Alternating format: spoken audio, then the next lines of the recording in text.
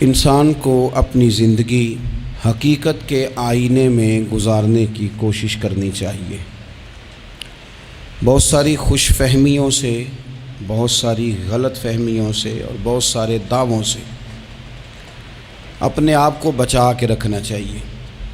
اللہ تعالیٰ کی رحمت پر امید رکھنا، نبی پاک صلی اللہ تعالیٰ علیہ وسلم کی شفاعت کی امید رکھنا، نیک اور صالحین کی نسبت کی امید رکھنا، یہ برا نہیں، یہ بڑا ہی بہترین ہے، یہ بڑا ہی خوبصورت عمل ہے، اس کی بہت ساری برکات ہیں۔ لیکن کسی غلط فہمی کا شکار ہو جانا اور یہ ساری امیدیں وابستہ کر کے یا ان ساری باتوں کو پیش نظر رکھ کے بے عمل ہو جانا، اپنی زندگی کو امور خیر سے پیچھے کر لینا، یہ نہ صرف یہ کہ قابل تحسین نہیں بلکہ یہ قابل توجہ ہے، اس کی اصلاح کی ضرورت ہے۔ قرآن مجید سورہ بقرہ سے جو آیہ کریمہ میں نے تلاوت کی ہے، اس میں اللہ تبارک و تعالیٰ نے اسی بات کا ذکر اہل یہود کے لیے فرمایا ہے۔ یہودی جگہ جگہ قرآن مجید بتاتا ہے کہ کہیں کہتے تھے کہ ہم اللہ کے بیٹے ہیں، معاذ اللہ، اللہ کے بڑے پیارے ہیں، ہمیں تو تھوڑے دنوں کے لیے عذاب ہوگا، بڑی جلدی ہمیں معاف کر دیا جائے گا۔ وہ بڑی لمبی چوڑی خوش فہمیوں کا اظہار کرتے اور بڑے بڑے دعوے کرتے۔ پھر چلتے چلتے انہوں نے ایک اور دعویٰ کر دیا، کہنے لگے کہ آخرت کا گھر تو صرف ہمارے لیے ہے، جنت میں صرف یہودی جائیں گے اور کوئی نہیں جائے گا۔ اللہ تبارک و تعالیٰ نے ان کے اس دعوے کا ذکر فرمایا ہے۔ یہ دیکھیں دعویٰ کتنا بڑا ہے کہ آخرت کا گھر تو صرف ہمارے لیے، فقط ہمارے لیے۔ مسلمان یہ دعویٰ نہیں کرتے۔ نبی پاک صلی اللہ تعالیٰ علیہ وسلم نے جب اس بات کا اظہار کیا ہے تو اس طرح کیا ہے، فرمایا جنتیوں کی 120 صفیں ہوں گی اور 80 میری امت کی ہوں گی۔ لیکن یہ بھی فرمایا کہ باقی لوگ بھی تو ہوں گے نا، ان کی 40 صفیں ہیں لیکن جنت میں دوسرے پچھلے لوگ بھی موجود ہوں گے۔ یہ دعویٰ نہیں کیا کہ صرف مسلمان جائیں گے، ان سے پہلے جو نبی اور ان کی ایماندار اور نیک امتیں گزری ہیں ان میں سے کوئی جنت میں ہی نہیں جائے گا، یہ نہیں فرمایا۔ لیکن یہ اس طرح کے دعوے بعض لوگ کرتے ہیں اور سنائی دیتے ہیں۔ تو یہودی بھی یہ کہا کرتے تھے کہ جنت تو خالص ہمارے لیے ہے اور کوئی نہیں جائے گا اس میں۔ تو اللہ کریم نے فرمایا کل ان کانت لکم الدار الآخرۃ عند اللہ خالصۃ من دون الناس، اے محبوب علیہ السلام آپ ان سے فرما دیں اہل یہود سے کہ اگر آخرت کا گھر اللہ کے نزدیک باقی سب لوگوں کو چھوڑ کے خالص تمہارے لیے ہی ہے، سب کو چھوڑ کے صرف تمہارے لیے ہے آخرت کا گھر، تو فتمنوا الموت، تو پھر جنت میں تو مر کے جانا ہے نا، لہذا موت کی تمنا تو کرو۔ پھر کہو نا یا اللہ ہمیں موت دے تاکہ وہ جو تو نے ہمارے لیے اتنی بڑی چیز بنائی ہے ہم اس سے استفادہ کر سکیں۔ پھر تم موت کی تمنا کرو ان کنتم صادقین، اگر تم سچے ہو۔ لیکن رب فرماتا ہے وَلَن يَتَمَنَّوْهُ أَبَدًا بِمَا قَدَّمَتْ أَيْدِيهِمْ، یہ کبھی بھی موت کی تمنا نہیں کریں گے، انہیں پتہ ہے جو انہوں نے کمائی کر کے آگے بھیجی ہے۔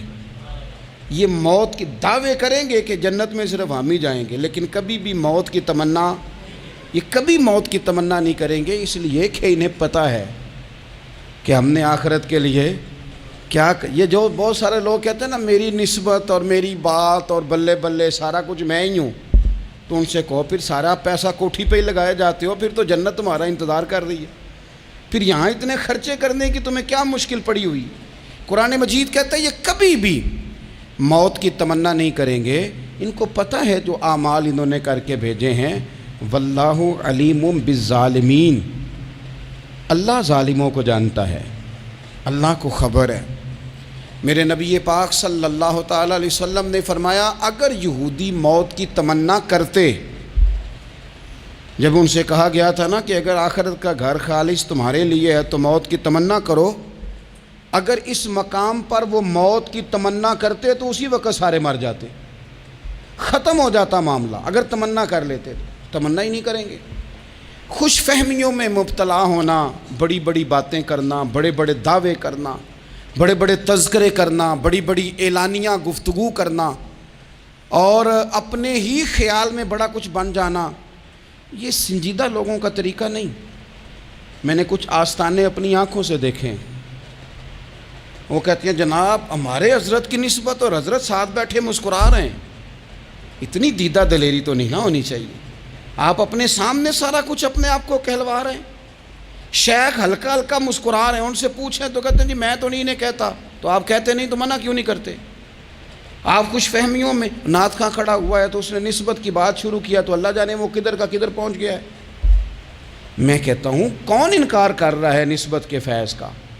کون منکر ہے؟ یہی تو باعث نجات ہے ہمارے لیے، امیدیں۔ لیکن یہ کہ خوش فہمی میں مبتلا ہو جانا اور اس طرح کے بڑے بڑے دعوے کرنا، اور پھر بہت ساری خوابیں آتی ہیں لوگوں کو اور خوابوں کی بنیادوں پر بڑا کچھ بنتا ہے۔ تو میں کہتا ہوں جناب خواب میں تو میں کہہ دوں آپ سے خواب میں کہ میں رات کا صدر بن گیا ہوں تو آپ کو کوئی اعتراض ہے؟ میں خواب میں بنا ہوں، آپ کو اس میں کیا اختلاف؟ حقیقت کی زندگی میں آئیں۔ حقیقت کی زندگی میں جتنے لوگ نیک ہیں، پرہیزگار ہیں، دعویٰ ہے غلامی کا، دعویٰ ہے نسبت کا، فلانی شے کا، تو پھر بھئی آپ نے اتنا مال کاہے کو جمع کر لیا ہے؟ پھر یہ کاریں، یہ بنگلے، یہ کوٹھیاں، یہ جائیدادیں، یہ جلسوں کی فیسیں، یہ نعتوں کی فیسیں، یہ کس لیے؟ پھر تو آخرت آپ کے لیے سجی ہوئی ہے، سنوری ہوئی ہے، پھر تو آپ اس طرف توجہ کریں۔ حقیقت پسندی کا مزاج جب تک قوموں میں نہیں آتا، قومیں اتنی دیر تک اپنی روحانی، اخلاقی اور کردار کی بلندی نہیں حاصل کر پاتی۔ تو موت کی تمنا، یہاں ایک بات اور سن لیں، شریعت اسلامیہ کے اندر مصیبتوں سے گھبرا کر موت کی تمنا کرنا منع ہے۔ کوئی شخص کسی مشکل میں ہے، بیماری میں ہے، تکلیف میں ہے، دکھ میں ہے، تو موت کی تمنا کرے کہ اس بیماری سے تو مر جاؤں تو اچھا ہے، تو یہ منع ہے اس کے لیے۔ ہمارے ہاں کچھ لوگ لا علمی کی بنیاد پر چھوٹا سا جھگڑا گھر میں ہوا تو کہتے ہیں میں تو اللہ سے دعا کرتا ہوں میں اب مار ہی جاؤں۔ بھائی آپ اتنی سی بات نہیں سہ سکے اور آپ نے اتنی سی بات پر اتنی بڑی بات کر دی کہ میں اب چلا ہی جاؤں، اور یہ جھگڑوں کے اندر عام لوگ کہہ دیتے ہیں، یہ منع ہے۔ نبی پاک صلی اللہ تعالیٰ علیہ وسلم نے اس سے منع فرمایا، بلکہ مسلم شریف میں فرمایا کہ اگر تم نے کبھی دعا کرنی بھی ہو کسی وقت تو ان لفظوں سے کر سکتے ہو کہ یا اللہ جب تک میرا زندہ رہنا میرے حق میں بہتر ہے، مجھے دنیا میں رکھ، اور جب میرا یہاں سے چلے جانا تیری حکمت کا تقاضا ہے اور میرے حق میں بہتر ہے تو پھر مجھے ایمان کے ساتھ لے جا، پھر تو مجھے لے جا۔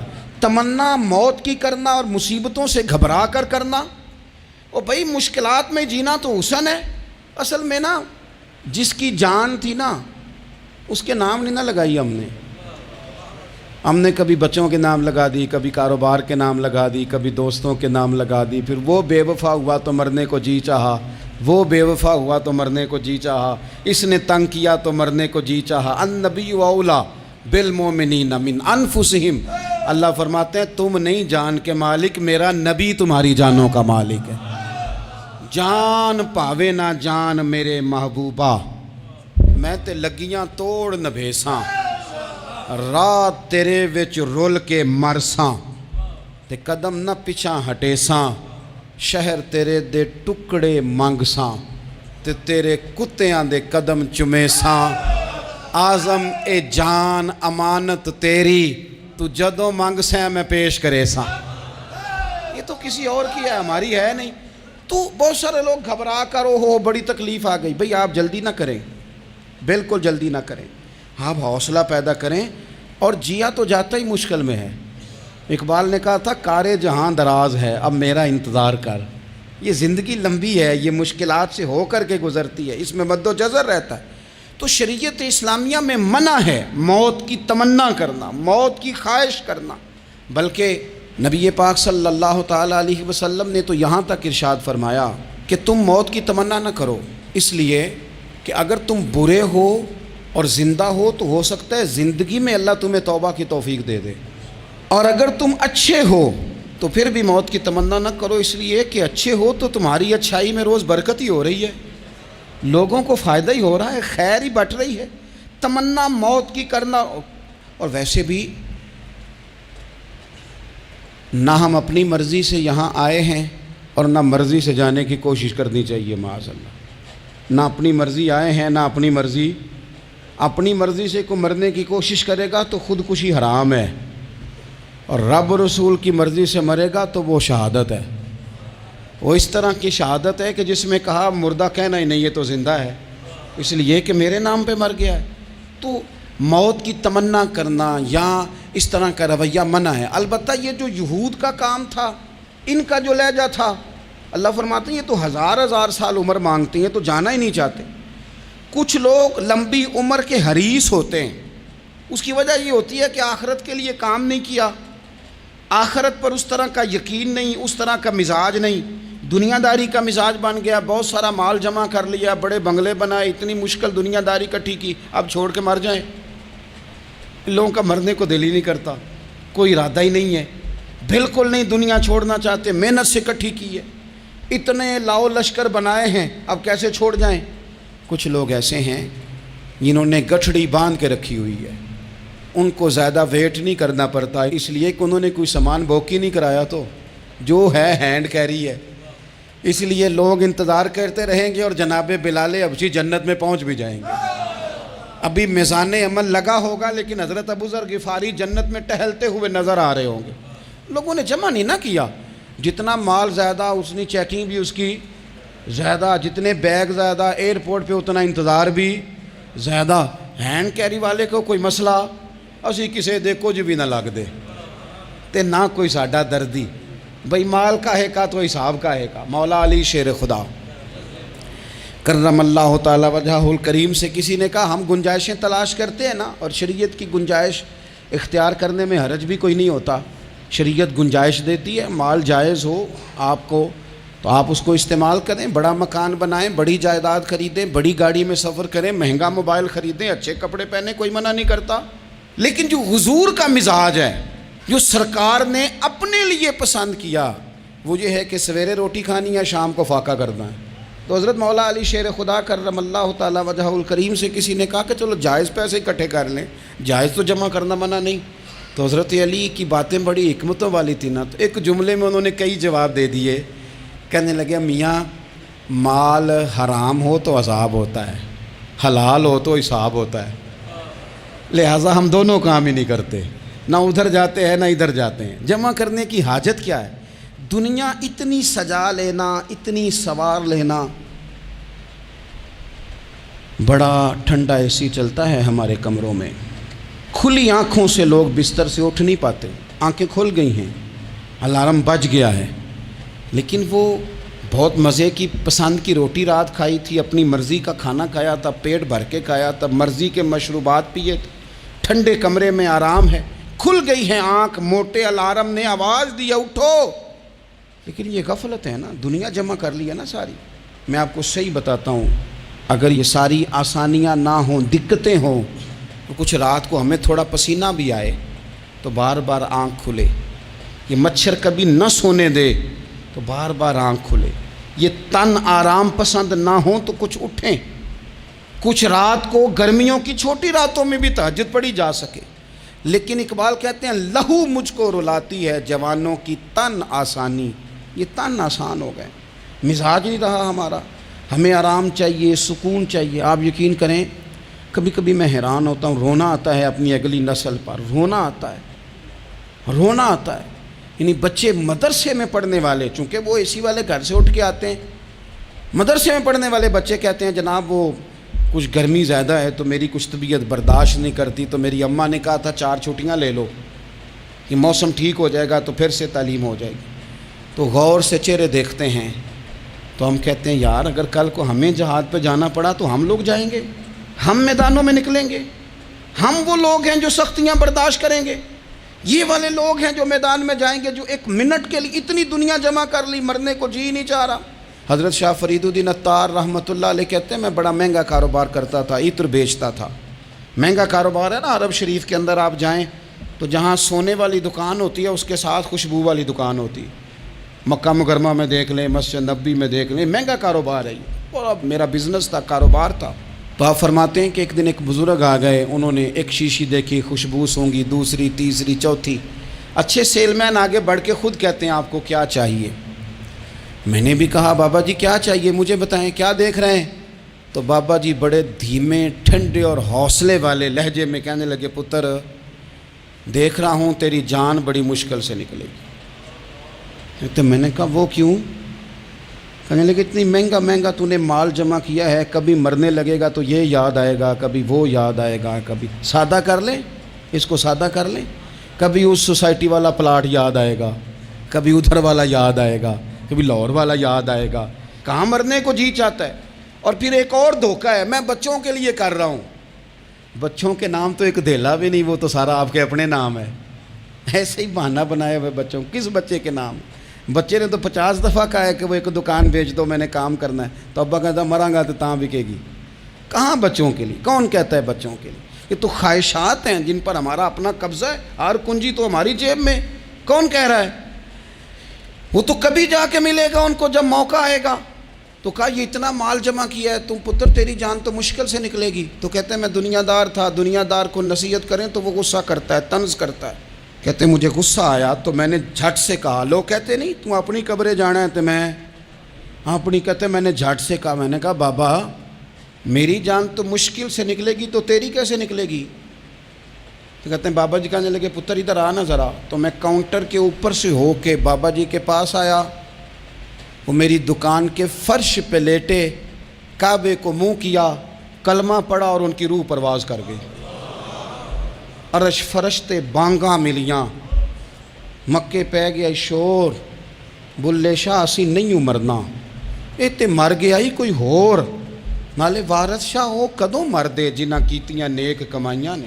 کہا یہ دیکھ لو مر گئے, بس اتنی کام تھا, تیاری ہے. امام غزالی کا آخری وقت تھا نا, تو انہوں نے وضو کیا, غسل کیا, خوشبو لگائی, اپنے ہاتھوں سے چادر بچھائی, پھر تکیہ رکھا, پھر لیٹے, پھر حضور پہ درود پڑھا, اور پھر کہنے لگے رب اگر تیری مرضی ہے تو غزالی بھی تیرا تیار ہے. بس یہ جملے زبان پہ تھے اور روح پرواز کر گئی. موت کو سمجھے ہیں غافل اختتام زندگی, یہ ہے شام میں زندگی, پھر صبح دوام میں زندگی. عزیز بھائیوں, ہم نے نا بڑی آسائشیں جمع کر لی, بڑا کچھ اپنی عقل کے زور پر ہم نے اکٹھا کر لیا. نہیں ہمارا پروگرام. کسی سے پوچھ لیں صحت کیسی ہے, تو عمر اگر اس کی بڑی اوپر بھی چلی جا رہی ہو, اب تو خیر سالگرہ میں آنے کا رواج ہر جگہ آ گیا ہے, ہم سے بھی لوگ پوچھتے ہیں کہ آپ بتائیں آپ کس تاریخ کو پیدا ہوئے تھے. تو میں کہتا ہوں کوئی کارنامہ سر انجام دے لینے دو, پھر بتا دیں گے.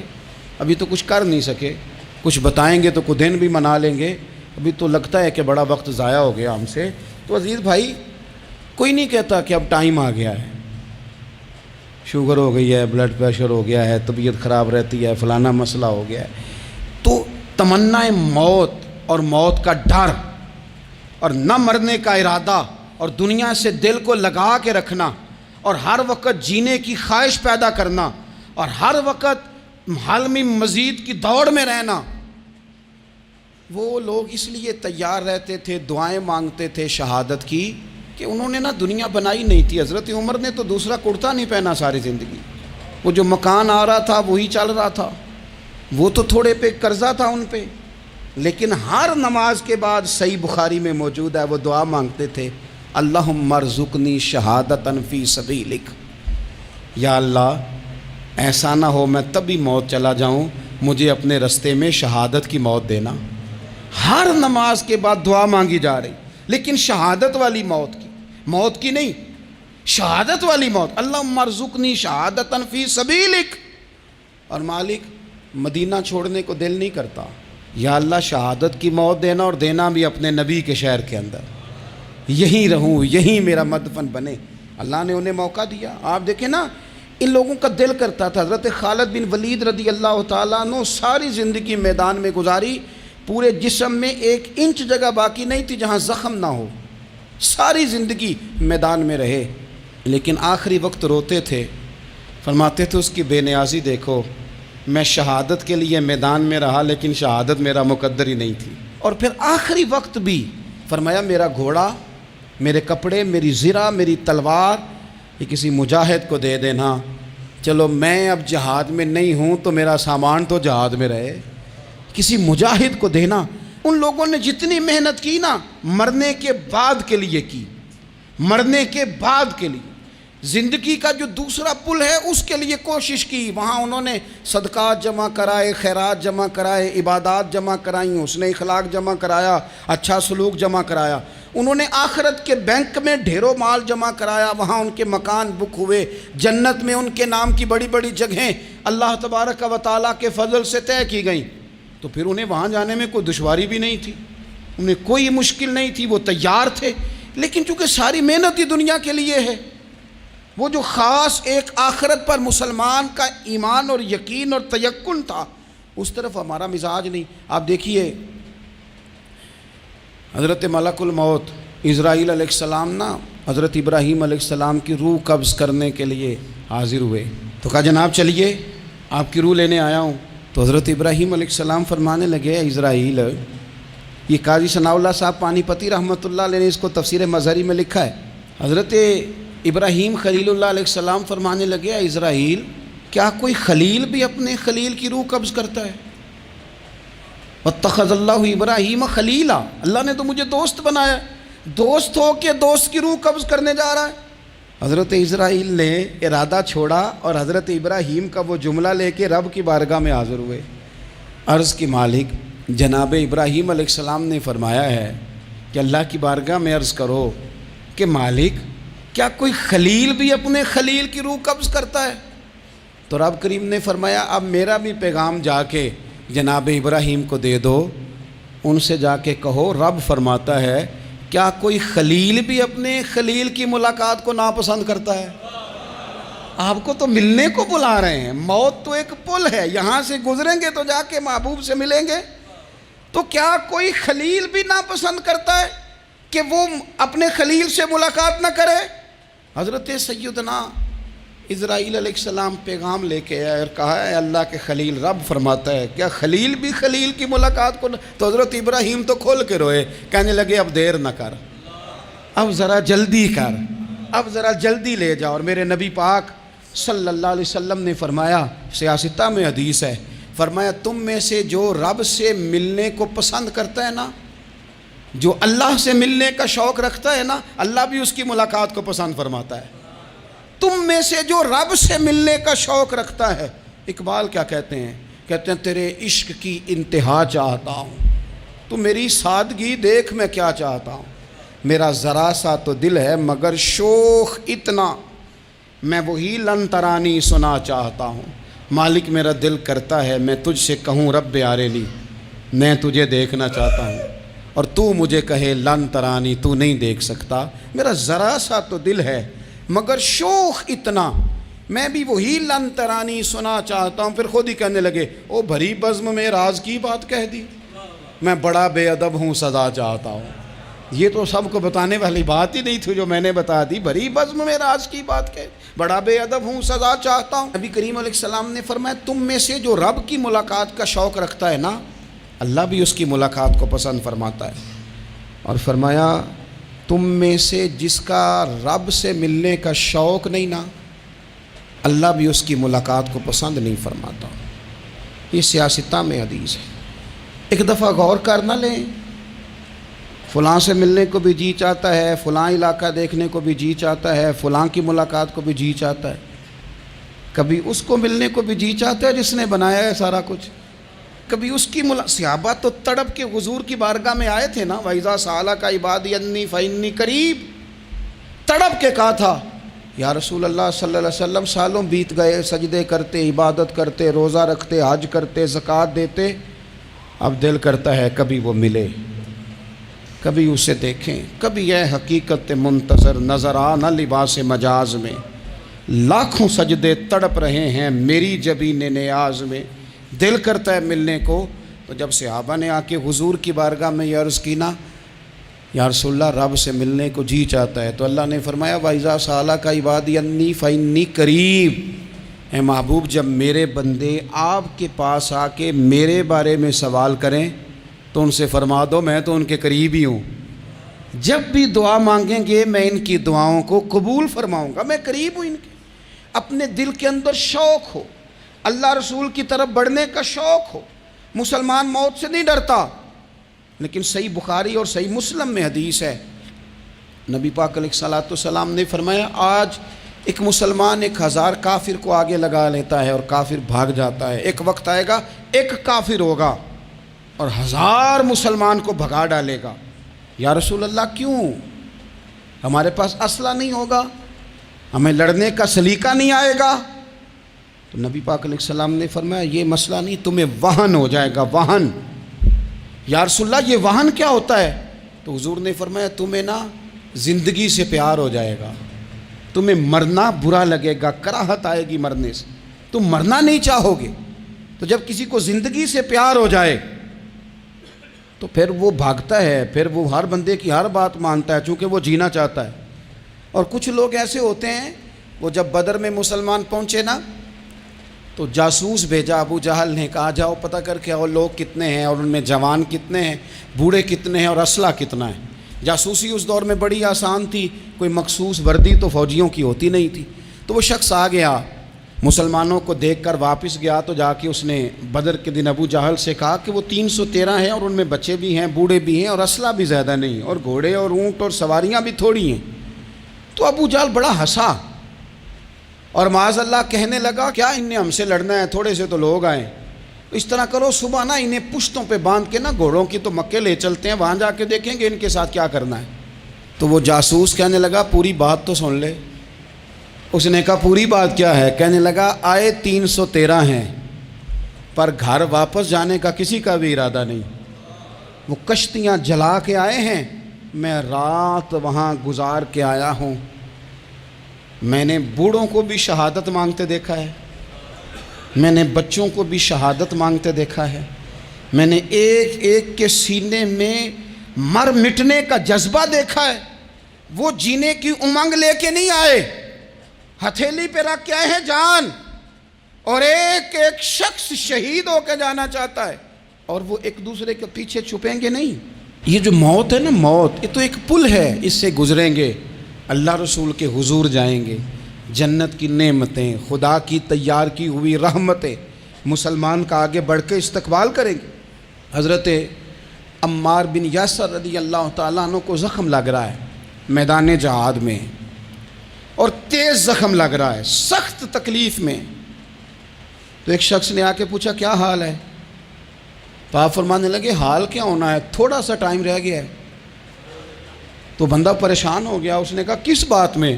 فرمانے لگے تھوڑا سا ٹائم رہ گیا ہے، بس میں نبی پاک سے ملنے والا ہوں اور حضور کے صحابہ سے ملنے والا ہوں۔ حضرت عمار بن یاسر رضی اللہ تعالیٰ عنہ کہنے لگے تھوڑا سا ٹائم رہ گیا، تھوڑا سا مرنا مرنا ہر کوئی آکھے تے میں بھی آکھاں مرنا، تے جس مرنے تھی خوشبو نہ آوے او مرنا کی مرنا، تے جس مرنے وچ سونا راضی اس مرنے تو کی ڈرنا۔ ایک گل رکھنا یاد کہ میرا جس دن ہووے مرنا، سب کچھ کرنا، سب کچھ کر کے میرا منہ روزے ول کرنا، شاید میرا آقا آوے میں دیدار حضور دا کرنا۔ فرمایا کہ وہ تو بالکل قریب آ گیا ٹائم۔ حضرت سیدنا بلال حبشی رضی اللہ تعالیٰ عنہ آخری وقت ہے، لوگ بڑا اس کا منظر جب بیان کرتے ہیں تو خوفناک بیان کرتے ہیں، اس طرح کا لہجہ اختیار کرتے ہیں کہ بات سن کے بندہ کانپ جائے۔ سیدنا بلال حبشی رضی اللہ تعالیٰ عنہ بالکل آخری وقت ہے، جانے کا ٹائم۔ تو حضرت بلال کی اہلیہ قریب بیٹھی ہیں تو کہنے لگی بڑے غم کا موقع آ گیا، غموں کی رات شروع ہو گئی، حالات میرے لیے مشکل آ گئے۔ آپ نے فرمایا کیا ہوا؟ کہنے لگی آپ جا رہے ہیں؟